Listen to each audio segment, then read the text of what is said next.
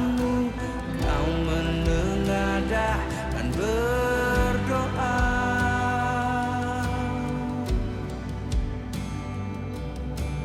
agar kami bersatu seperti Bapa dan Engkau satu.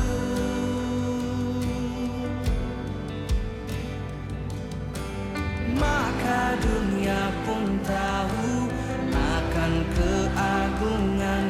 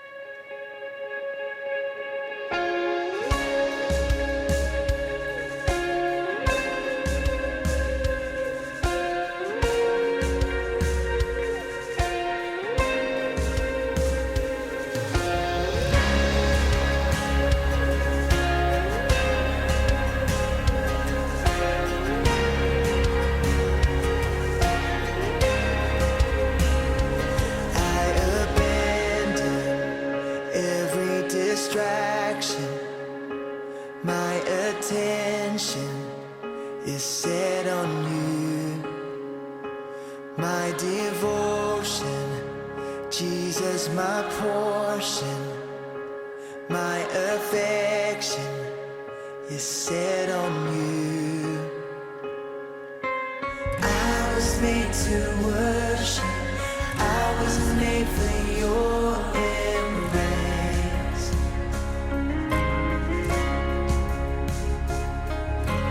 I was made to worship. I was made to bless your name.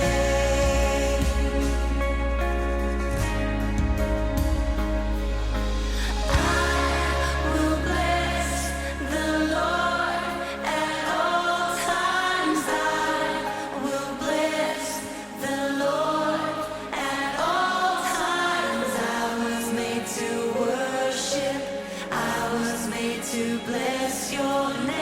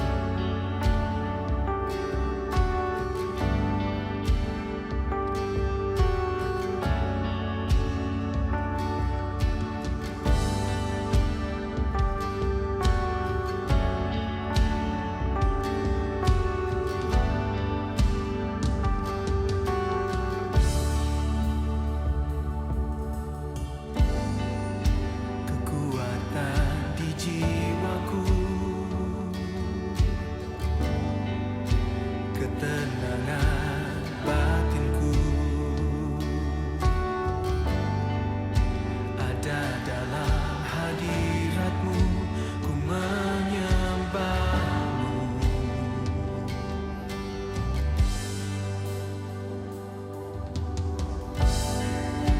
Tersungkurku di kaki-Mu,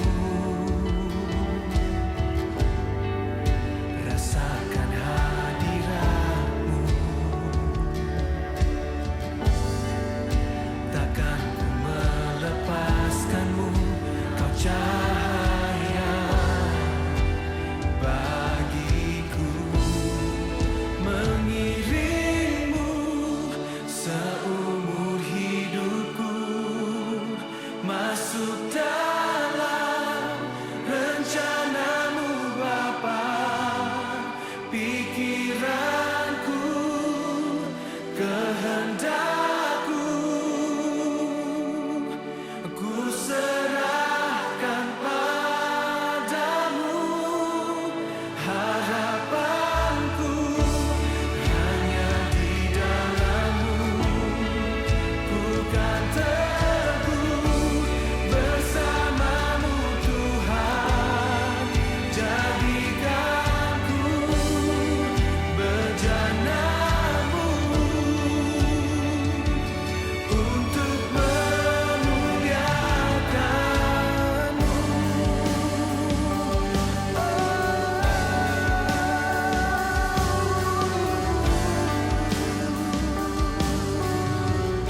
Tersungkur di kaki-Mu,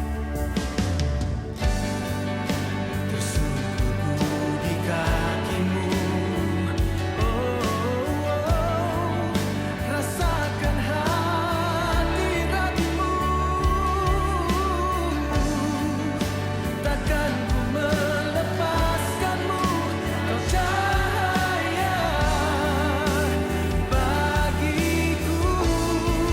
Mengiring-Mu seumur hidupku, masuk dalam rencana-Mu Bapa. Pikiranku, kehendak-Ku, ku serahkan padamu. Harapanku hanya di dalam-Mu, ku kan teguh bersama-Mu Tuhan.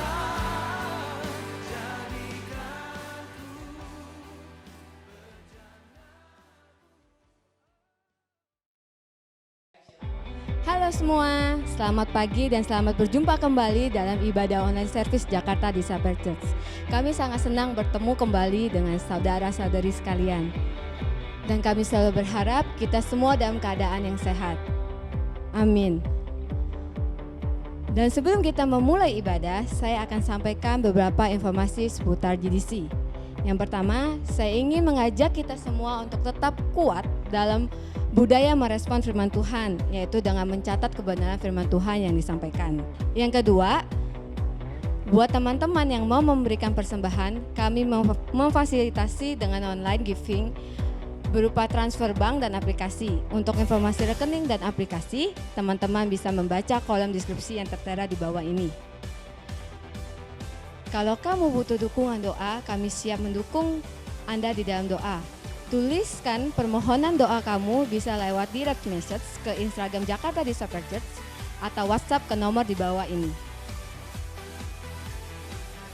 Baiklah, sebelum kita memulai menyembah dan mendengarkan firman Tuhan, pastikan Anda sudah siapkan hati untuk menyembah dan catatan untuk mencatat kebenaran firman Tuhan. Dan sebelum kita memulai menyembah Tuhan, saya mau mengundang jemaat sekalian untuk bangkit berdiri, yaitu sebagai penghormatan untuk hadirat Tuhan. Dan saya akan memimpin dalam bacaan ayat mingguan yang terambil dalam Kisah Para Rasul 20 ayatnya yang ke-35. Dalam segala sesuatu telah kuberikan contoh kepada kamu, bahwa dengan bekerja demikian kita harus membantu orang-orang yang lemah dan harus mengingat perkataan Tuhan Yesus. Sebab ia sendiri telah mengatakan, adalah lebih berbahagia memberi daripada menerima. Amin. Mari kita berdoa. Terima kasih ya Tuhan untuk pagi hari ini. Sebentar lagi kami akan memulai memuji dan memuliakan nama-Mu ya Tuhan. Kami ingin siapkan hati kami yang terbaik untuk memuji-Mu ya Tuhan. Kami akan memulai ibadah kami ini ya Tuhan. Dalam nama Tuhan Yesus Kristus. Haleluya. Amin. Kami siap untuk menyembah-Mu Tuhan. Kami mau datang lebih lagi Tuhan, masuk dalam hadirat-Mu. Kami mau rasakan ketenangan dalam hati kami Tuhan, hanya di dalam nama-Mu Tuhan. Inilah setiap hidup kami Tuhan, inilah setiap hati kami. Kami mau menyerahkan hidup kami ke dalam tangan-Mu Tuhan.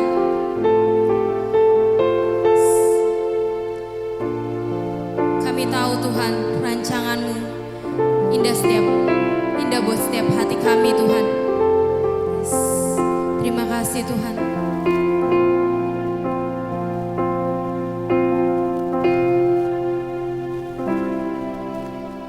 Inilah hidupku, ku serahkan kepadamu. Inilah hatiku,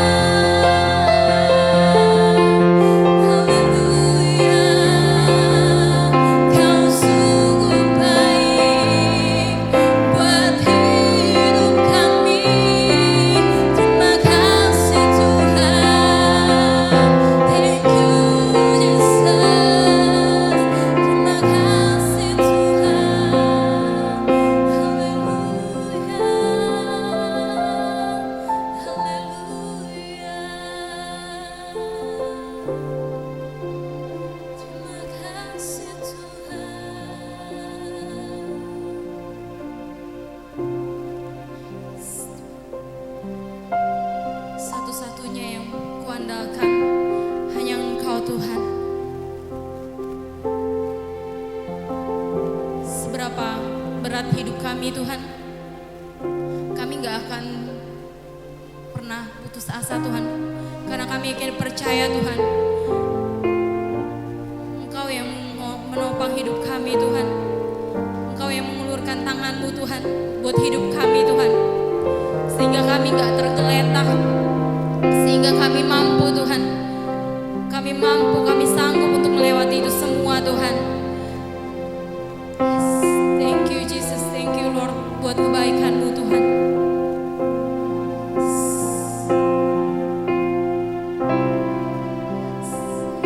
Satu-satunya yang ku andalkan, satu-satunya yang ku percaya. Engkau sumber kekuatan, sumber pengharapan.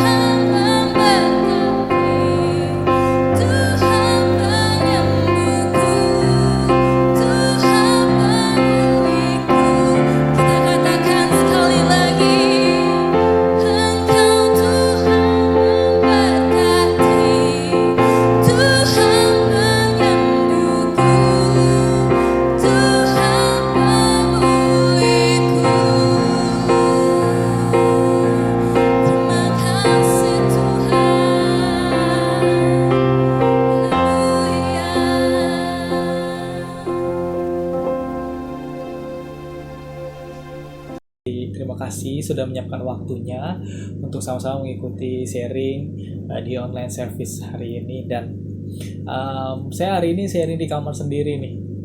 Dan saya cuma ngebayangin aja sih kalau misalnya suatu hari kita betul-betul sama sekali nggak boleh keluar rumah dan kita nggak bisa syuting tag untuk ibadah. Dan kalau itu terjadi, saya mau bilang kalau nggak ada yang bisa menghentikan firman Tuhan untuk diberitakan, amin, kita bisa terus menyebarkan Injil dimanapun kita berada, seperti yang sedang saya lakukan saat ini. Tapi di rumah saya nggak ada spot bagus nih buat syuting. Hey, orang nggak bertobat karena background Anda yang bagus loh. Orang tidak berbuah karena editan video Anda yang keren, tapi orang bertobat karena Injil. Itu yang membuat saya tidak peduli kalau tidak ada spot yang bagus atau apapun itu, asalkan Injil bisa diberitakan, I will do it. Amen. Dan saya mau sapa nih teman-teman yang ada di YouTube nih. Nah, saya senang banget nih, halo semua teman-teman YouTube yang sudah mengikuti online service Jakarta Disciple Church hari ini. Saya nggak tahu nih, teman-teman udah siapkan waktu untuk ibadah bersama jam 10 di YouTube, atau teman-teman ada yang kesiangan dan baru sempat ibadah di jam lain. That's okay. Dengan begitu saya akan ucapkan selamat siang, selamat sore, selamat malam buat teman-teman. Dan yang penting buat teman-teman yang ketinggalan, jangan pernah sampai nggak nonton ibadah, nggak ikut ibadah hari Minggu kita ya. Dan buat teman-teman yang nonton jam 10, itu artinya kita bisa lebih interaktif. Karena di YouTube disediakan live chat di kolom bawah atau di samping video. Dan saya mau tes nih buat teman-teman yang lagi dengerin saat ini. Boleh saya minta komentar Anda dengan ketik yes atau di kolom komentar. Dan kalau Anda senang hari ini bisa beribadah online bersama-sama, saya boleh minta jempolnya. Saya bisa komentar jempolnya atau bisa kasih emodet. Come on, bantu saya untuk bangun atmosfer buat khotbah pagi hari ini. Kita buktikan bahwa sekalipun ada jarak di antara kita, hal tersebut nggak bisa memadamkan api kita untuk belajar firman Tuhan. Amin. Dan kita semua sedang melakukan yang namanya social distancing.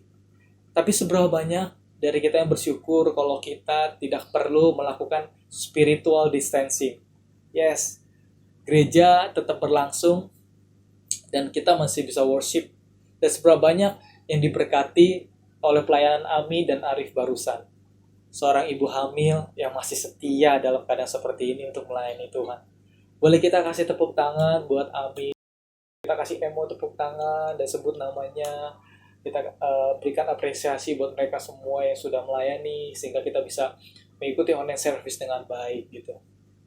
Dan dalam keadaan seperti ini saya bersyukur ya. Dalam keadaan seperti ini saya bersyukur gereja nggak pernah kehabisan akal untuk tetap terkoneksi dengan jemaat.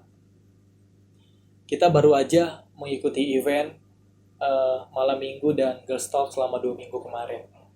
Saya percaya teman-teman diberkati sekali oleh pesan dan kegiatan yang berlangsung di dalamnya. Dan tidak sampai di sana, seberapa banyak yang excited di beberapa waktu ke depan, gereja akan mengadakan pertemuan-pertemuan digital yang kami rancang untuk membangun kehidupan spiritual Anda. So, ikutin terus kegiatan kami dan informasi lebih lanjut, teman-teman bisa follow di Instagram kami di @Jakarta Disciples Church. Dan mari sama-sama kita masuk dalam doa untuk mendengarkan kebenaran firman Tuhan. Kami bersyukur buat hari ini ya Tuhan. Kami masih dapat mengikuti online service. Kami siapkan hati kami yang terbaik untuk menerima taburan firman Tuhan. Berbicaralah karena kami siap untuk mendengar dalam nama Yesus. Amin. Dan saya akan bicara soal dampak dari kemurahan hati. Saya akan mulai dari Matius 5 ayatnya yang ke-7. Berkata demikian. Berbahagialah orang yang murah hatinya, karena mereka akan beroleh kemurahan. Memiliki kemurahan hati kepada orang lain ternyata bukan hanya perbuatan yang menyenangkan hati Tuhan, teman-teman. Perbuatan murah hati ternyata memberikan keuntungan yang besar bagi orang yang melakukannya. Dalam bukunya The Paradox of Generosity, Christian Smith and Hilary Davidson berkata bahwa kemurahan hati akan berdampak positif pada kebahagiaan, kesehatan, dan tujuan hidup dari orang yang melakukannya.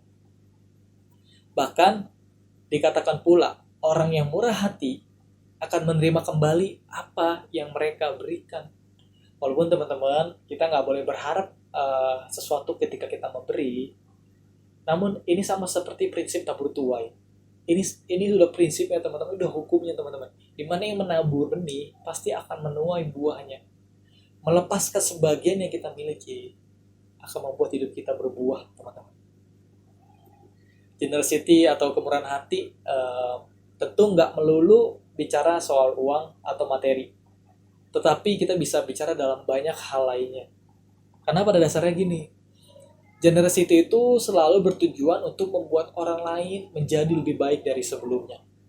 Dan membuat orang menjadi lebih baik dari sebelumnya, tentu bisa kita lakukan dengan banyak cara. Gitu.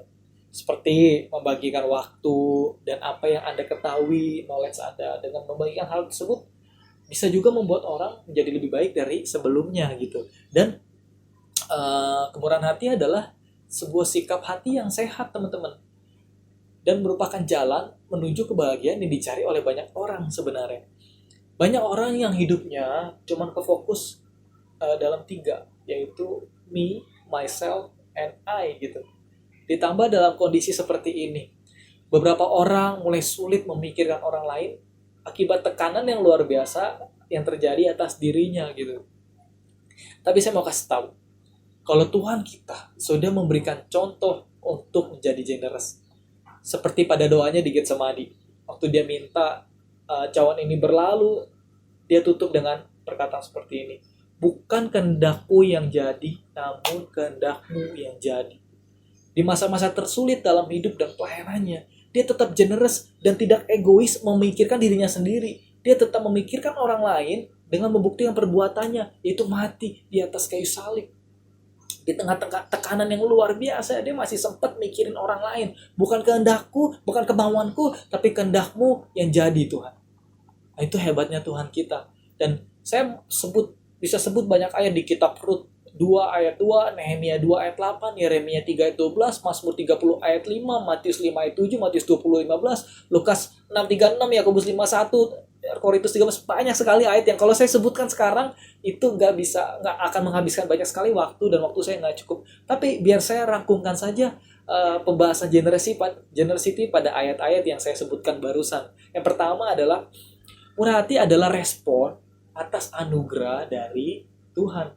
Respon dari anugerah keselamatan dari Tuhan. Yesus kan udah kasih contoh. Ya seharusnya kita mensyukuri pengorbanan Yesus dengan meneruskan teladannya.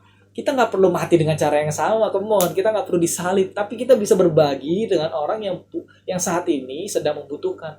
Sama seperti Yesus yang mati bagi orang yang membutuhkan keselamatan, yaitu Anda dan saya. Dan murah hati tidak berdiam diri saat melihat orang lain membutuhkan. Seperti yang Mei bahas minggu kemarin, it's amazing message yang dia sampaikan, dan kesimpulannya adalah kasih tanpa perbuatan sama aja omong kosong. Sehingga bisa saya simpulkan bahwa murah hati adalah kasih yang ditunjukkan dalam perbuatan. Dan murah hati adalah berarti mau terlibat dalam penderitaan orang lain karena tak kuasa meninggalkannya. Kita tuh gak tega lihat orang tuh kesulitan, kita tuh gak tega sehingga kita mau bantu orang itu. Itu tuh murah hati. Dan murah hati itu adalah kesediaan untuk menerima dan memaafkan dan memulai sebuah relasi yang baru dengan tidak memperhatikan latar belakang yang dibayangi dendam. Ini juga merupakan salah satu bentuk generosity, yaitu pengampunan. Ya, ini menarik sekali ya, karena murah hati itu nggak melulu bicara hal-hal yang kelihatan gitu. Nah, murah hati juga bicara soal pengampunan kepada orang yang bersalah kepada kita. Menjadi murah hati dalam hal ini tuh nggak mudah. Tapi kalau teman-teman sudah memberi banyak, Anda sudah lakukan banyak, tapi Anda nggak mengampuni orang lain, Anda belum generous dalam area ini. So, siapa yang belum Anda maafkan, ini adalah saat yang tepat untuk Anda generous, untuk memberikan maaf pengampunan kepada orang lain. Nah, murah hati adalah tindakan yang tulus. Murah hati itu nggak pernah ya mungkin tindakan yang udah kita lakukan sama orang lain gitu. Karena begini, kalau kita sudah berbuat sesuatu yang baik kepada orang lain, terus kita ungkit lagi, apalagi kita menuntut balas, itu akan jadi percuma nantinya. Coba ingin deh kalau kita minta tolong gitu sama orang lain, suatu hari orang tersebut mungkin ungkit ke kita gitu, pasti kita akan jengkel dan menganggap eh, dan nyesel banget gak sih nerima bantuan dia saat itu. Akhirnya yang ada di pikiran kita cuma apa tuh nggak, suatu hari kalau gua bisa ganti, gua akan ganti supaya lu gak ungkit-ungkit lagi apa yang pernah lu kasih ke gua. Akhirnya bukannya jadi berkat, malah jadi apa? Jadi kutuk. Nah, pentingnya buat teman-teman sadar ya bahwa kita nggak boleh, ingat ya, nggak boleh ungkit-ungkit kebaikan yang sudah kita lakukan buat orang lain. Oke. Nah, selanjutnya adalah murah hati adalah tindakan yang tidak didasari perbedaan ras, suku, agama, politik, atau kepentingan pribadi lainnya. Nah, ini dia teman-teman. Mulai saat ini kalau ngasih jangan lihat ras, suku, apalagi agama. Karena firman Tuhan katakan gini, kasihilah sesamamu manusia, bukan kasihilah sesamamu Kristen atau kasihilah sesamamu orang Jakarta. Come on, no, nggak seperti, karena sama seperti Yesus mati di kayu salib bukan cuma untuk orang Kristen saja, tapi untuk setiap orang yang membutuhkan keselamatan di atas muka bumi ini. So, generasi itu nggak pernah memandang suku, ras, apalagi agama. Pengajarannya bagus sih, tapi apakah tepat ya buat ngomongin generasi di saat-saat krisis seperti ini gitu? Jawaban saya sangat jelas. Justru sangat tepat. Karena di saat seperti ini, banyak orang yang sedang kesulitan. Dan kita bisa jadi jawaban buat banyak orang. Sebentar, Ken. Tapi maksud gua, ini tuh lagi susah. Gue sih mau praktek, tapi kayaknya susah deh kalau sekarang. Gimana kalau kita tunggu COVID-19 ini selesai, kerjaan gue bagus, usaha gue rame, dan lain sebagainya, nanti pasti gue praktek generous. Kalau Anda adalah orang yang berpikir seperti ini, oke, let me help dengan apa yang bisa gue share hari ini. Teman-teman siap? Kalau teman-teman siap, teman-teman bisa komentar. I'm ready, saya siap, I'm so excited. Oke, here we go. Seberapa banyak yang pernah nonton Do It Yourself, Hacks for Your Home, atau anything yang teman-teman bisa nonton di YouTube atau teman-teman pernah nonton di platform lainnya? Teman-teman seru nggak nonton kayak gitu? Teman-teman nonton buatan tangan orang yang kok bisa ya jadi kayak gitu, bisa lebih simple, bisa lebih murah gitu. Mereka sangat kreatif dan gak sedikit yang terinspirasi dengan karya-karya mereka sehingga bermanfaat buat orang lain gitu. Karena kadang ada yang terkendala dana karena mahal, tapi karena ada yang kreatif bikin homemade-nya gitu dan bikin buatan tangan sendiri, akhirnya jadi lebih murah gitu. Nah, contohnya gini deh, waktu itu saya lagi nyari alat-alat kamera ya. Karena saya tahu beberapa waktu ke depan saya akan syuting khotbah sendiri di rumah gitu. Saya lagi cari, salah satu yang saya cari namanya Teleprom. Nah, Teleprom itu saya cari alat ya buat baca teks di kamera supaya lebih gampang gitu sharingnya. Saya cari alatnya mahal-mahal, rata-rata 2-3 juta, itu pun udah merek-merek murah gitu ya saya cari gitu. So, wah mahal juga ya. Tapi setelah saya cari-cari, thank God orang Indonesia ada yang bikin homemade-nya, dia buat tantangan sendiri. Of course nggak se-perfect yang aslinya, mungkin nggak sekuat yang aslinya, tapi kita bisa memanfaatkan fitur yang sama dengan harga yang lebih murah. Saya dapatkan cuma hanya dengan 200.000 rupiah saja, dan saya sangat terbantu dengan homemade orang Indonesia sendiri. Dan hari ini saya percaya di bulan yang membahas generosity dan di bulan yang kebanyakan orang mengalami krisis, kita selalu bisa do it yourself for generosity. Dan saya beri judul khotbah saya hari ini adalah Generosity Hacks. Itu artinya kita masih bisa murah hati dalam keadaan seperti ini. Saya percaya, hanya terkadang kita nggak tahu caranya. Here we go. Ada 3 cara untuk menjadi murah hati pada masa seperti ini. Saya mulai dengan Ibrani 10 ayatnya yang ke-25. Berkata demikian. Janganlah kita menjauhkan diri dari pertemuan-pertemuan ibadah kita, seperti yang dibiasakan oleh beberapa orang. Tapi marilah kita saling menasehati dan semakin giat melakukannya menjelang hari Tuhan yang mendekat. Poin saya yang pertama adalah generous with your time. Dalam kondisi seperti ini, kita mendadak menjadi banyak sekali waktu. Mungkin ada yang terpaksa cancel jadwal liburan, ada yang working from home, ada yang libur sekolah, gak tahu sampai kapan. And I know itu terdengar bad buat beberapa orang tua, tapi buat anak sekolah, come on, ini adalah liburan terbaik sepanjang masa, right? Dan ada yang setiap hari ketemu pacarnya, tiba-tiba jadi LDR gitu kan. Apapun itu, dalam masa seperti ini, kita tiba-tiba punya banyak sekali waktu untuk digunakan. Ada yang memanfaatkan waktunya buat nonton Korea atau anim seharian. Halo, coba colek teman-temannya di komentar ya, buat isengin temennya tuh yang lagi suka nonton drakor, anim-anim yang bisa berjam-jam sampai bergadang. Ada yang menggunakannya untuk baca buku, good job. Ada yang pelajari skill baru seperti bahasa atau belajar memasak. Nanti tiba-tiba pas ibadah jadi udah dimulai lagi, pada ngumpul, terus pada datang pada pakai topi chef gitu kan. Terus besoknya muncul di Master Chef gitu kan. Waduh, udah mendadak anak-anak JDC udah jadi chef semua gitu gara-gara pada belajar masak. Dan ada yang mendadak tiba-tiba jago jualan dan lain sebagainya. Tapi saya mau tanya sama teman-teman, apakah kita sudah menggunakan waktu kita buat orang lain? Tahukah Anda bahwa kita sangat bersyukur hidup di era yang begitu maju secara teknologi? Saya sendiri nggak kebayang kalau COVID-19 ini terjadi pada tahun 80-an. Kita semua akan kesulitan tentunya. Thank God for the technology. Dan kabar baiknya adalah kita tetap bisa membagikan waktu kita lewat teknologi. Seperti kita pakai Zoom, Google Hangout, WhatsApp Call, dan lain sebagainya. Kita bisa mulai dengan berkumpul dalam digital dengan keluarga kita. Atau sahabat kita, atau teman lama yang udah nggak ketemu, hanya sekedar nanyain kabar, atau mungkin kita bisa saling nasihati seperti di Ibrani 10 ayat 25. Karena mungkin saja di saat seperti ini ada orang-orang yang butuh nasihat tentang masalah yang sedang terjadi. Atau sekedar cerita jadi tempat buat curhat. Atau mungkin ada orang-orang yang sedang butuh perhatian. Sedang butuh orang yang bisa nanyain kabarnya gitu. Hal-hal sederhana tersebut bisa jadi berkat buat orang lain gitu. Dan yang kedua, saya bahas dari 1 Petrus 4 ayat yang ke-10 sampai 11. Layanilah seorang akan yang lain sesuai dengan karunia yang telah diperoleh tiap-tiap orang sebagai pengurus yang baik dari kasih karunia Allah. Jika ada orang yang berbicara, baiklah ia berbicara sebagai seorang yang menyampaikan firman Allah. Jika ada orang yang melayani, baiklah ia melakukannya dengan kekuatan yang dianugerahkan Allah, supaya Allah dimuliakan dalam segala sesuatu karena Yesus Kristus. Dialah yang punya kemuliaan dan kuasa sampai selama-lamanya. Amin.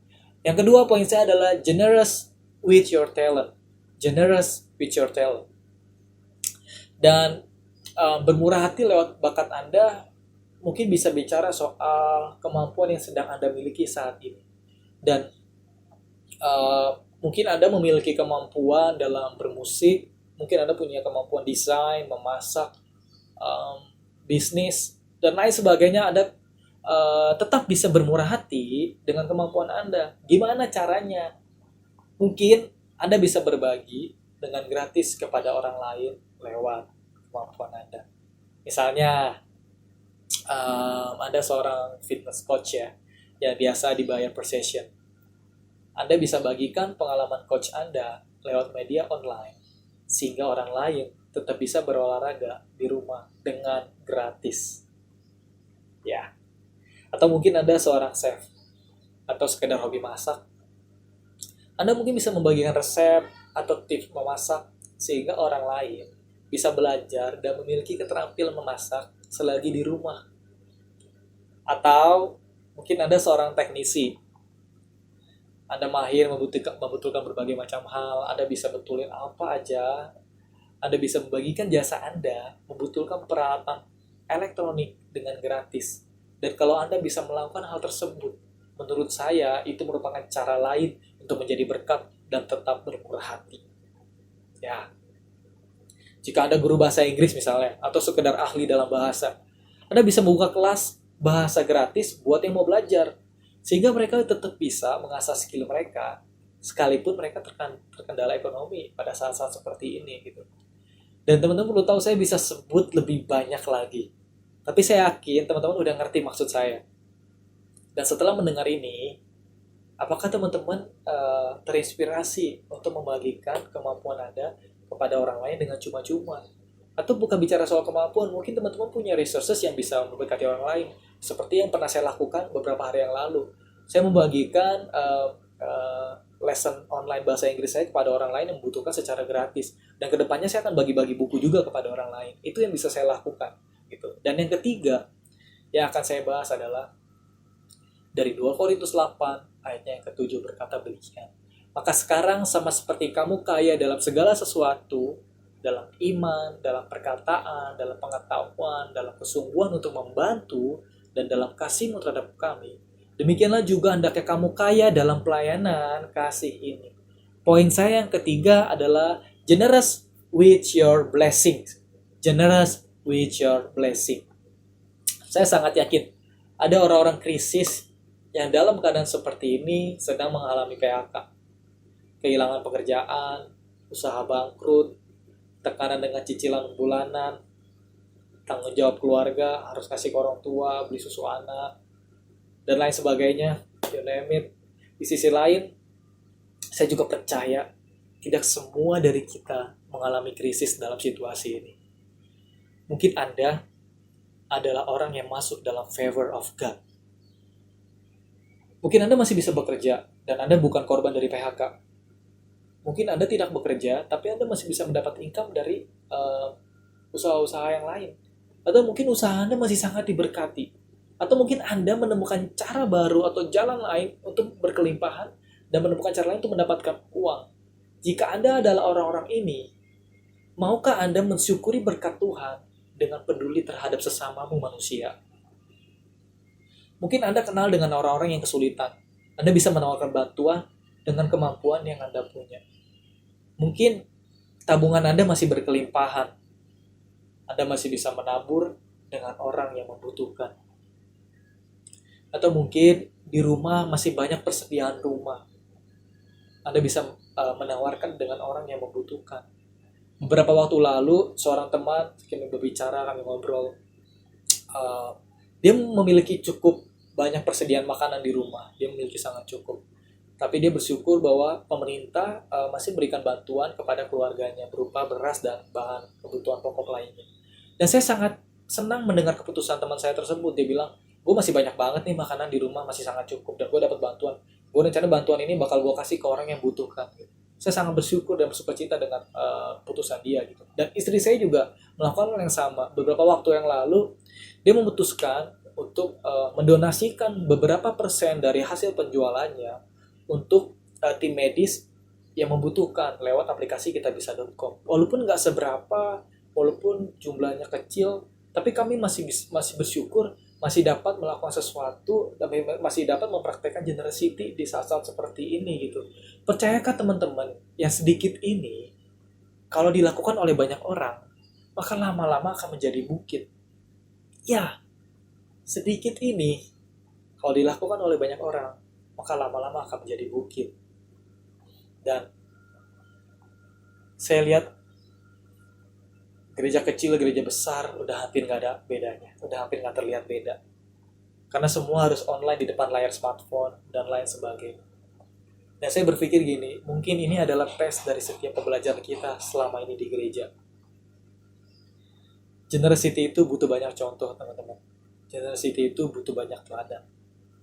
Kita sebagai orang percaya sudah seharusnya memancarkan terang bagi dunia yang sedang membutuhkan. Kita udah nggak butuh lagi sebenarnya dikhotbahin. Lihat gereja-gereja, mimbar semua udah di lockdown. Saya lihat Tuhan sebetulnya mungkin mau bilang bahwa sudah cukup, enough, cukup khotbahnya, cukup pengajarannya. Sekarang saatnya kita praktek. Sekarang saatnya kita melakukan firman Tuhan. Sekarang saatnya kita jadi generous terhadap orang lain yang membutuhkan. And do you want to see this world better? Sebelum saya tutup, coba pikirkan satu hal yang bisa Anda lakukan setelah mendengar pesan ini. Gak perlu dari hal yang besar. Dari hal terkecil aja yang bisa Anda lakukan untuk orang lain. Mungkin Anda bisa generous dengan waktu Anda. Anda bisa generous dengan bakat Anda atau kemampuan Anda. Atau Anda bisa generous dengan berkat Anda. Selama mempraktekkan firman Tuhan, dan sebelumnya saya akan tutup dalam doa. Saya bersyukur atas kebaikan-Mu ya Tuhan. Kami selesai mendengar firman Tuhan. Hal yang begitu sederhana, hal yang begitu aplikatif ini semoga dapat kami lakukan dalam kehidupan kami. Sehingga orang lain melihat perbuatan kami dan memuliakan Bapa di surga. Kami syukur dan kami tutup Di dalam nama Yesus. Amin. Baik teman-teman semuanya, sidang jemaat, saya akan memimpin kita untuk masuk ke dalam perjamuan kudus, teman-teman. Saya percaya bahwa teman-teman di rumah yang udah menyediakan roti dan anggurnya, kita boleh bersama-sama ya teman-teman untuk masuki perjamuan. Baik, kita angkat roti di tangan kanan kita melebihi kepala kita teman-teman semuanya, supaya tanda penghormatan terhadap tubuh Tuhan. Sebab apa yang telah kuteruskan kepadamu telah aku terima dari Tuhan, yaitu bahwa Tuhan Yesus pada malam waktu ia diserahkan mengambil roti, dan sudah itu ia mengucap syukur atasnya, ia memecah-mecahkannya dan berkata, inilah tubuhku yang diserahkan bagi kamu, perbuatlah ini menjadi peringatan akan aku. Apakah teman-teman semua percaya bahwa roti yang kita angkat tinggi ini merupakan persekutuan dengan tubuh Tuhan? Kalau kita percaya, sama-sama kita makan dalam nama Tuhan Yesus.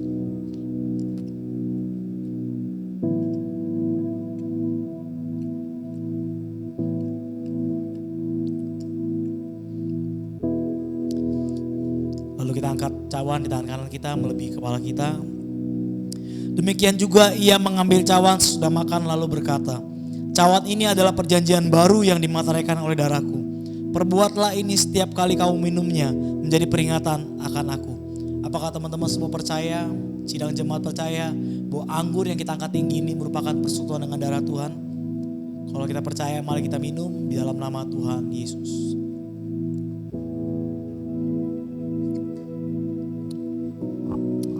Mari kita berdoa. Bapa, kami bersyukur untuk perjamuan kudus yang boleh kami lakukan Tuhan. Kami berterima kasih untuk tubuh dan darah Tuhan yang Tuhan berikan dalam kehidupan kami sebagai penebusan akan setiap dosa-dosa kami Tuhan Yesus. Dan kami bersyukur untuk kebaikan-Mu, kemurahan-Mu Tuhan. Terima kasih ya Bapa, dalam nama Tuhan Yesus Tuhan. Demikian ibadah online kami. Buat saudara-saudari yang ingin terlibat lebih lagi bersama kami, Anda dapat menghubungi nomor telepon berikut. Kami siap melayani Anda untuk bergabung bersama kami. Mari kita angkat kedua tangan kita dan terimalah berkat dari Allah Bapa.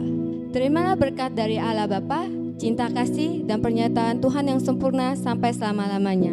Dalam nama Tuhan Yesus, amin. Sampai ketemu minggu depan dan jangan lupa cuci tangan. Bye.